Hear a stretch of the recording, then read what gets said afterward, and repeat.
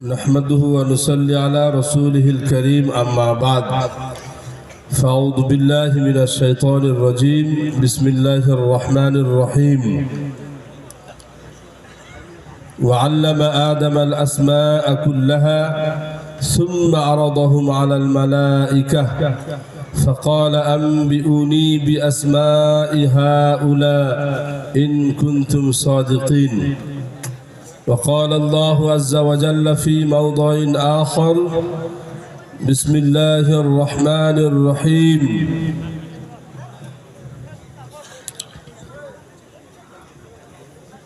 يا أيها الذين آمنوا ادخلوا في السلم كافة ولا تتبعوا خطوات الشيطان إنه لكم عدو مبين. وقال النبي صلى الله عليه وسلم خيركم من تعلم القرآن وعلمه. وقال النبي صلى الله عليه وسلم خير الناس من ينفع الناس أو كما قال عليه الصلاة والسلام. সম্মানিত ভাইরা আমার, সর্বপ্রথম আমার আপনার কর্তব্য হবে সেই মহান স্রষ্টার দরবারে কৃতজ্ঞতা জ্ঞাপন করা যে আল্লাহ পাক আজ আমাদের সকলকে বড় ভালোবেসে, বড় দয়া করে, বড় কৃপা করে একটি সুন্দর পুত পবিত্র সভায় উপস্থিতি দেওয়ার সুযোগ করে দিয়েছেন। সেজন্য আমাদের সকলের মানবিক কর্তব্য হবে সেই স্রষ্টার কৃতজ্ঞতা জ্ঞাপন করা। আর আমি একজন মুসলমান হিসাবে আমার ঈমানের চাহিদাও হবে সেই স্রষ্টার কৃতজ্ঞতা জ্ঞাপন করা। তো সকলে মিলে একবার সেই স্রষ্টার কৃতজ্ঞতা জ্ঞাপনার্থে আমরা মোহাব্বতের সাথে বলি আলহামদুলিল্লাহ। তারপরে পরে জগৎগুরু বিশ্বগুরু সেই মহামনীষী যে নবী না এলে মানুষ মানবতা কাকে বলে বুঝতে পারত না, যে মহান নবীর আগমন না ঘটলে মানুষ অনেকে তারা তাদের অধিকার খুঁজে পেত না। তাই সেই মহান নবীর উপরে শত সহস্র দরুদ ও শান্তির ধারা বর্ষিত হোক। সকলে আমরা মুহাব্বতের সাথে বলি আল্লাহুম্মা আমিন। আর একবার ওই দরুদ চাই যেটা আমরা নামাজে পাঠ করি, সকলে মিলে মুহাব্বতের সাথে পাঠ করি। اللهم صل على محمد وعلى آل محمد كما صليت على إبراهيم وعلى آل إبراهيم إنك حميد مجيد. اللهم بارك على محمد وعلى آل محمد كما باركت على إبراهيم وعلى آل إبراهيم إنك حميد مجيد. তারপরে পরে আজকের এই পুত পবিত্র সভার যথাযোগ্য নির্বাচিত সভাপতি মহাশয়, আমন্ত্রিত উলামায়ে কেরাম, আগত উলামায়ে কেরাম, হুফাজে কেরাম, আইম্মা হযরত এবং আপনারা যারা এসেছেন, আমার সম্মুখে আছেন আমার দিন দরদি ইসলাম পিপাসু নবী প্রেমী, আমার আল্লাহওয়ালা বাবাজিরা, আমার স্নেহের যুবক ভাইরা আর কচি কাচারা, পর্দার অন্তরালে আমার উপবিষ্টা পর্দানশীলা মায়েরা এবং বোনেরা, সকলকে জানাই আমি আমার তরফ হইতে শ্রেণীগতভাবে সালাম, শুভেচ্ছা এবং অভিনন্দন। আজকের এই সভাটি হলো মাদ্রাসার উন্নতি কল্পে দস্তারবন্দির জলসা। সন্ধ্যা থেকে নিয়ে এখনো পর্যন্ত আপনারা অনেক গুরুত্বপূর্ণ কথা শুনেছেন এবং অনেক ধৈর্যের পরিচয় আপনারা দিয়েছেন। এখন এবার আমাদের দুয়ার পালা, জাস্ট দু চারটে কথা। আমাকে যে বিষয়টার উপরে বলতে বলা হয়েছিল, বিষয়টা আমি হয়তো বলছি না আপনাদের সামনে যে এই বিষয়ের উপরে, তবে দু চারটি কথা আমি কোরআন হাদিস থেকে সেই সম্পর্কে বললে আপনারা বুঝতে পারবেন যে আমাকে কি সম্পর্কে বলতে বলা হয়েছিল। অ্যাকচুয়ালি আমাকে বলতেই এটা বলা হয়েছিল, আমরা ভারতবর্ষে বসবাস করি, হিন্দু, মুসলমান, জৈন, খ্রিস্টান, বৌদ্ধ, পাশাপাশি কাঁধে কাঁধ মিলিয়ে। অতএব আমাদের কোরআন এবং হাদিস বিশ্বনবী সাল্লাল্লাহু আলাইহি ওয়াসাল্লামের আদর্শে কি সম্প্রীতির কথাগুলো আছে সেগুলো একটু বলবেন। আজকে আপনারা অনেকে এসেছেন, মাদ্রাসাওয়ালারা তিনারা তিনাদের সাধ্য অনুযায়ী মেহমানদারি করবেন, রেডি করে রেখেছেন একেবারে। আল্লাহ রসুল সাল্লাল্লাহু আলাইহি ওয়াসাল্লামের কাছে একদিন এক সাহাবী এলেন, এসে বললেন, ইয়া রাসূলুল্লাহ, ইয়া হাবিবাল্লাহ, আমাকে এমন একটা কাজ বলে দেন, উত্তম আমল, এটা আমাকে বলে দেন। আল্লাহ রসুল সাল্লাল্লাহু আলাইহি ওয়াসাল্লাম সেদিন বলেছিলেন বেশ কয়েকটা কাজ, তার মধ্যে একটি কাজ বলেছিলেন, বুখারীর হাদিস, ইউতইমুত তাআম, মানুষকে খাবার খাওয়ানো, এটা হলো উত্তম আমল, ভালো কাজ। এখান থেকে বুঝতে পারা যায় যে আল্লাহ রসুল সাল্লাল্লাহু আলাইহি ওয়াসাল্লামের অন্তরটা কত বড় ছিল। তিনি বলেন নাই কোন মুসলমান ইমানদারকে খাবার খাওয়ানো এটাই নেকির কাজ, এটাই ভালো কাজ। তিনি বলেছিলেন মানুষকে খাবার খাওয়ানো। মানুষটা হিন্দু, মুসলমান, জৈন, খ্রিস্টান, বৌদ্ধ, যে কোনো জাতির হতে পারে, তার বাড়িতে খাবার নেই, সে ক্ষুধার্ত, অসহায়, তুমি যদি আমার উম্মত হয়ে থাকো, তার বাড়িতে তাকে খাবার পৌঁছে দিয়ে খাওয়ানোটা এটা তোমার দায়িত্ব। আমি ইসলামের চিফ অফ কমান্ডার বললাম, যদি এ কাজ করো তাহলে এটা হলো উত্তম কাজ, এটা হলো ভালো কাজ, এটা নেকির কাজ। বলেন সুবহানাল্লাহ। কি সম্প্রীতি! শুধু তাই নয়, আজকে অনেকে আমরা মাদ্রাসা মানি নাক চটকাই, অনেকে আমরা বলি মাদ্রাসা মানে হিংসা এবং বিদ্বেষের শিক্ষা সেখানে দেওয়া হয়, কিন্তু মোটেও নয়। যে বাচ্চাগুলো কোরআনুল কারীমের হাফিজ হলো, যাদের মাথায় পাগড়ি দেওয়া হলো, তাদেরকে পড়ানো হয়, ওয়ালা তাসুবুল্লাযীনা ইয়াদউনা মিন দুনিল্লাহ ফায়াসুবুল্লাহা আদওয়ান বিগাইরি ইলম। শিক্ষকরা বসে বসে বাচ্চাগুলোকে পড়াচ্ছে, শোনো, তুমি যে গ্রামে, যে শহরে, যে সিটিতে বসবাস করবে, তোমরা দেখতে পাবে তোমাদের আশেপাশে অনেক এমন মানুষেরাও বসবাস করবে যারা এক আল্লাহ ছাড়া বিভিন্ন দেবদেবীর পূজা অর্চনা করিবে। আল্লাহ বলছে, সাবধান থেকো, তোমরা তাদের দেবদেবীদের ভালো মন্দ বলতে পাবে না, তাদেরকে তোমরা গালি গালাজ করতে পাবে না। তোমরা যদি তাদের দেবদেবীদের গালি গালাজ করো, তাদের জ্ঞান না থাকার কারণে তারা তোমার অরিজিনাল আল্লাহকে গালি গালাজ করবে, এই দায়টা কিন্তু তোমাকে নিতে হবে। এটা যদি সম্প্রীতির শিক্ষা না হয়, তাহলে পৃথিবীতে সম্প্রীতির সংজ্ঞাটা কোথায় পাবে বলো? আমার কলমাওয়ালা মুমিন মুসলমান ভাইয়েরা, আল্লাহওয়ালা বন্ধুরা, বিশ্ব নবী ইস্তারা তাআমান মিন ইয়াহুদিয়্যিন, আল্লাহর নবী একটি ইহুদির দোকানে গেলেন, সেখানে গিয়ে কিছু খাদ্য সামগ্রী ক্রয় করলেন। এর মানে বিশ্ব নবীকে শিক্ষা দিতে চাইলেন, বিশ্ব নবী সমাজের মানুষকে, উম্মতকে বোঝাতে চাইল, তোমার নন্দনপুরে বাড়ি হতে পারে, তোমার মার্কেটে 50টা দোকানের মধ্যে 5টা দোকান হিন্দু ভাইয়ের হতে পারে, 45টা মুসলমানের হতে পারে।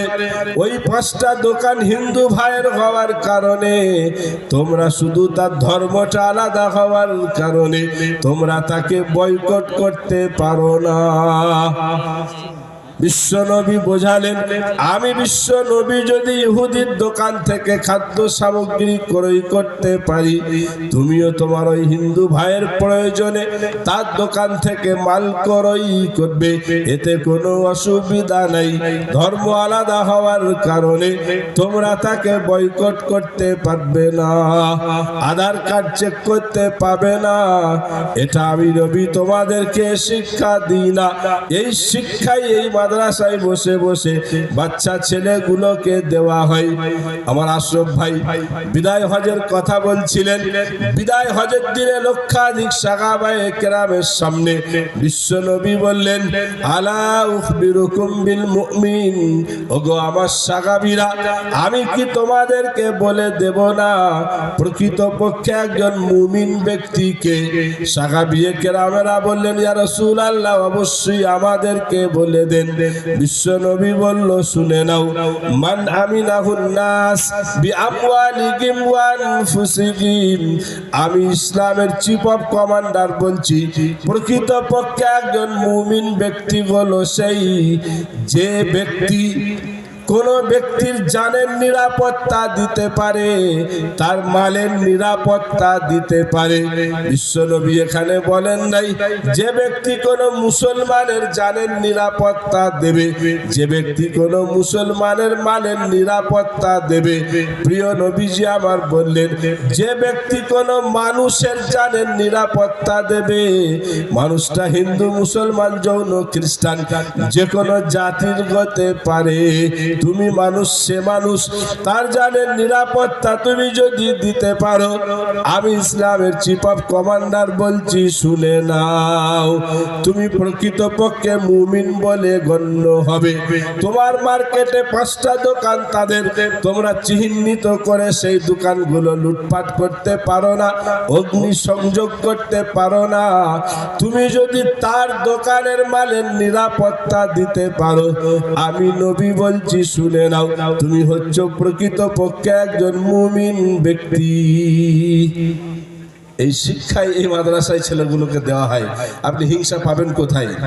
আমার হিন্দু ভাইদের প্রয়াগরাজ তথা এলাহাবাদে কুম্ভ যে মেলা চলছিল, অনেক ভাইরা বিপদে পড়েছিলেন। মুসলমানেরা তাদের ঘর, তাদের মসজিদ জায়গাটা ছেড়ে দিয়ে তাদের খাবারের ব্যবস্থা করেছিলেন। কেন? এই যে বিশ্বনবী বলেছিলেন, হে যুবক শোনো, ইউতিমুত তাআম, মানুষকে খাবার খাওয়ানো, এটা হলো উত্তম কাজ। এই হাদিস তারা পড়েছিলেন। এরা তো মানুষ, হলি বা হিন্দু, তারা আমার ভাই, অতএব তাদের খাবার খাওয়ানো, এটা আমার বিশ্বনবীর শিক্ষা, তার আদর্শ।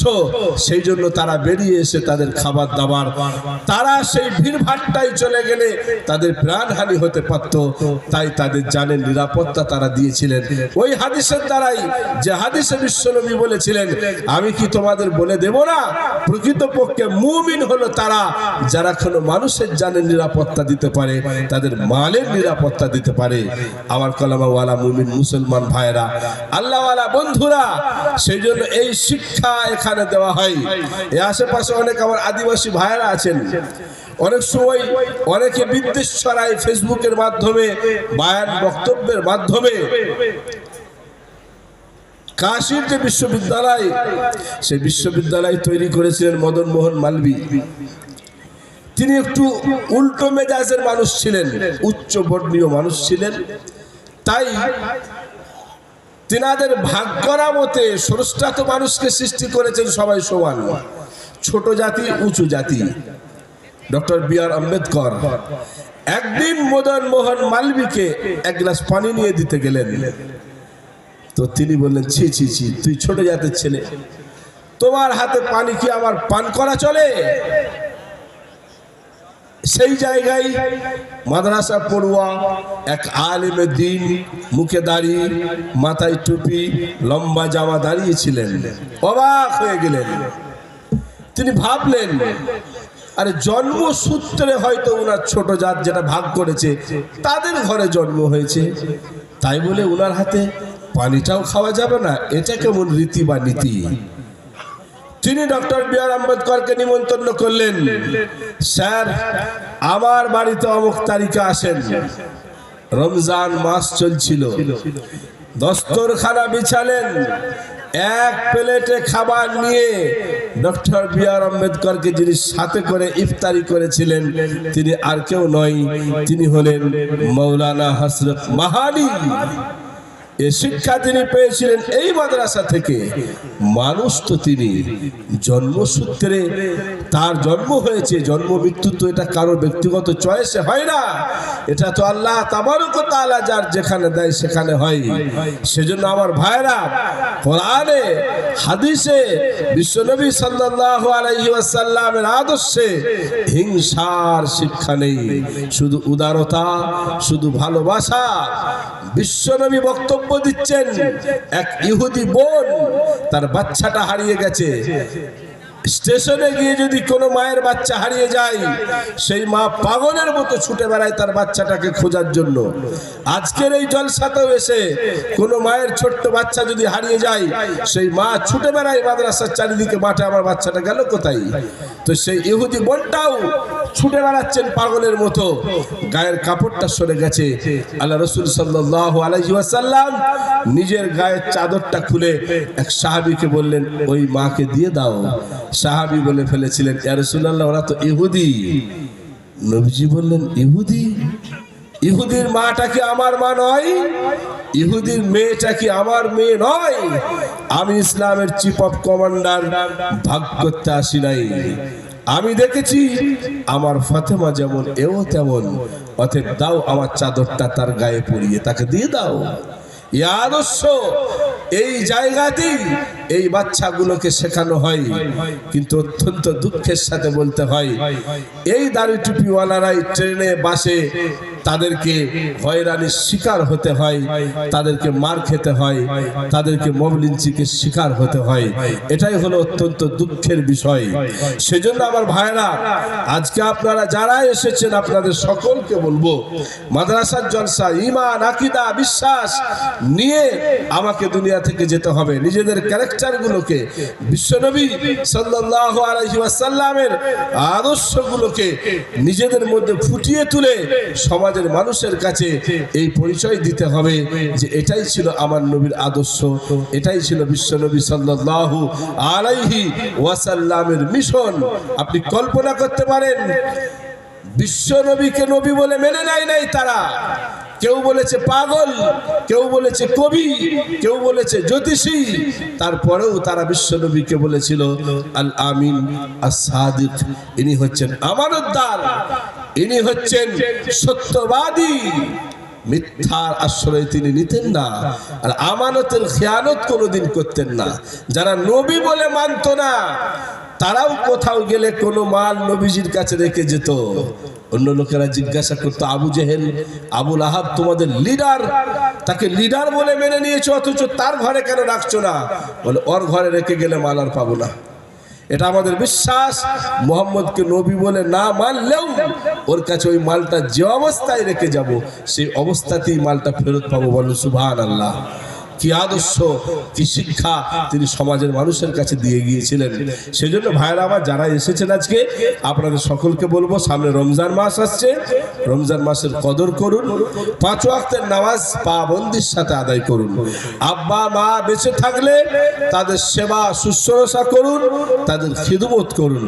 বড় যারা আমাদের বয়সে আছে তাদেরকে শ্রদ্ধা করেন, ছোট যারা আছে তাদেরকে স্নেহ করেন। আজকে এই জিনিসটা উঠে গেছে। আল্লাহর কসম খেয়ে বলছে, আমরা যখন বাচ্চা বেলায় মানুষ হয়েছি, সাদা চুলদাড়িওয়ালা লোক বসে থাকলে তার সামনে দিয়ে যাওয়ার মতো আমাদের সাহস ছিল না। এই ভয়ে যে কানটাকে টেনে বলে দেবে এক্ষুনি, এইটুকু ছেলে আমার সামনে দিয়ে যাও। কিন্তু আজকে সে লেহাজ নাই। সামনে তো কোন দূরের কথা, মাথার উপর দিয়ে ডেঙ্গিয়ে চলে যাচ্ছে। আবার গিয়ে বলছে, দাদু একটা বিড়ি দাও তো। বিড়ি নাই রে ভাই, একটাই ছিল, এটাই খাচ্ছি। বলে তবে ওইটাই দাও, দুটার নেবো। কি আদর্শ আমরা শিখালাম না।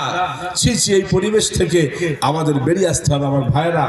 আর বড়দেরকে বলবো, আমাদেরও ভুল আছে, আমরা ছোটদেরকে স্নেহ করব। আমি 30 বছরের নামাজি মুসল্লি, আমার 20 বছরের একটা যুবক ছেলে আজকেই জুম্মায় তার মা বলেছে বলে সাদা পাঞ্জাবিটা, সাদা লুঙ্গিটা পরে মসজিদে চলে গেছে, উজু করতে গিয়ে ভুল করে ফেলেছে। আমি 30 বছরের মুসল্লি, তাকে অত লোকের মাঝখানে অপমান করে দিলাম। সেই ছেলেটা মনে মনে করছে, চাচা আজকেই প্রথম এসেছি, আর জীবনে এখানে পা দেবো না। আমার উচিত কি ছিল তাকে সাইডে ডেকে, ভাইপো তোমার তো উজুটা হলো না, আমি উজু করছি, তুমি আমাকে দেখে দেখে করো। আপনার দ্বারাই অনেক শিখে যেত সেই ছেলেটা, লাভ হতো। তাদের স্নেহ দিতে হবে। মদখোরকে আমরা মাতাল বলে তাকে দূরে সরিয়ে দিই, মদখোর বলি, তাকে ক্রিটিসাইজ করে সমাজ থেকে বাইরে বার করতে চাই। আপনি যদি এভাবে তাকে বাইরে বার করতে চান, সেই মানুষটা কোনোদিন হেদায়েতের রাস্তা পাবে না, সে আসবে না। আল্লাহর কোরআনে আপনি আয়াতগুলো দেখেন, যারা মদ্যপান করে তাদের ব্যাপারে যে আয়াত এসেছে, আল্লাহ কোনোবার তাদেরকে বলে নাই মদখোর।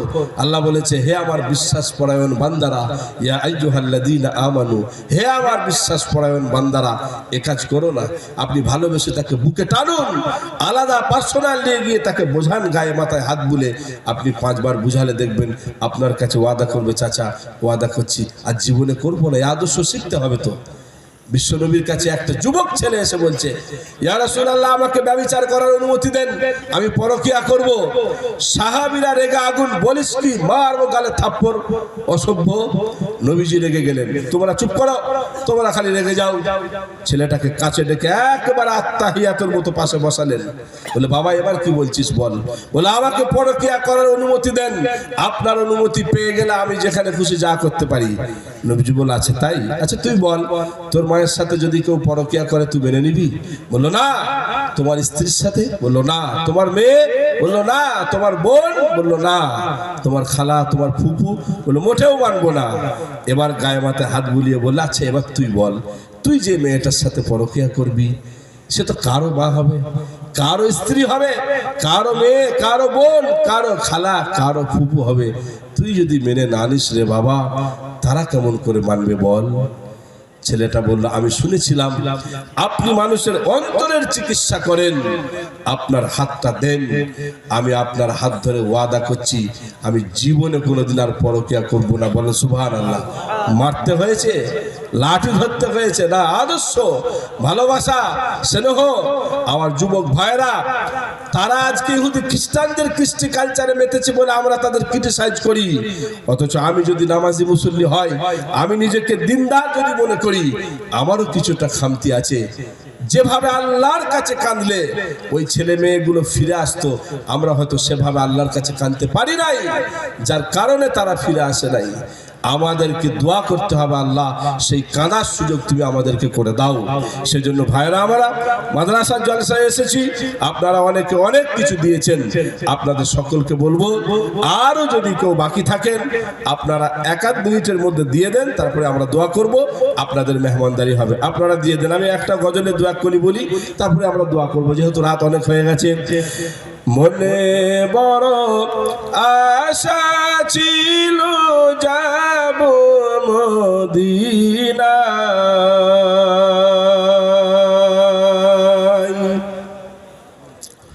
মনে বড় আশা ছিল যাব মদিনায়,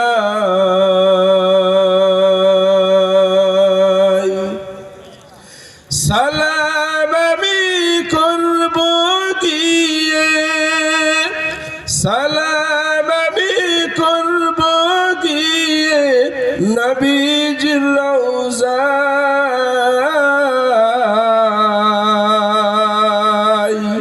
মনে বড় আশা ছিল যাব মদিনায়,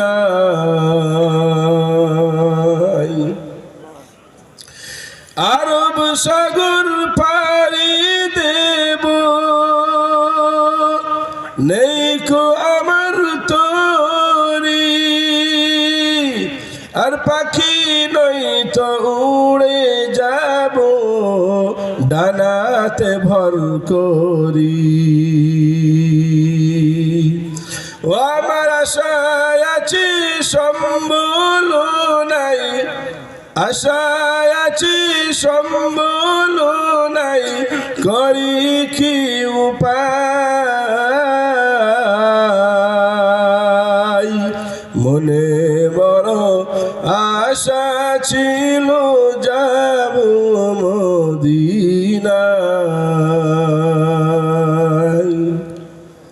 ভাই আমার যদি কারো থাকে দেওয়ার তাহলে দিতে পারেন, তা না হলে আমরা দরুদ শরীফ পড়ে আমরা দোয়া করবো। যে যেখানে আছেন মজমাতে চলে আসেন, আমরা দোয়া করে দেবো। ভাই দোয়া হচ্ছে, আমরা মজমায় এসে দোয়াতে শরীক হই। বৈঠাটির গোলাম মঈনুদ্দিন একটু পারিবারিক অসুবিধার মধ্যে আছে, খাস করে দোয়া করতে আবেদন করেছে, আমরা দোয়া করব। আর আমরা যারা এসেছি ভাই, আমাদের হয়তো অনেকেই বলতে পারছি না, আমাদের মনে আশা বাসনা নিয়ে আল্লাহর কাছে চাইবো, খাস করে আমাদের নন্দনপুর মাদ্রাসার জন্য চাইবো। আল্লাহ দিন বা দিন যেন এই মাদ্রাসাকে তারাক্কিয়াত দান করেন। আমিন।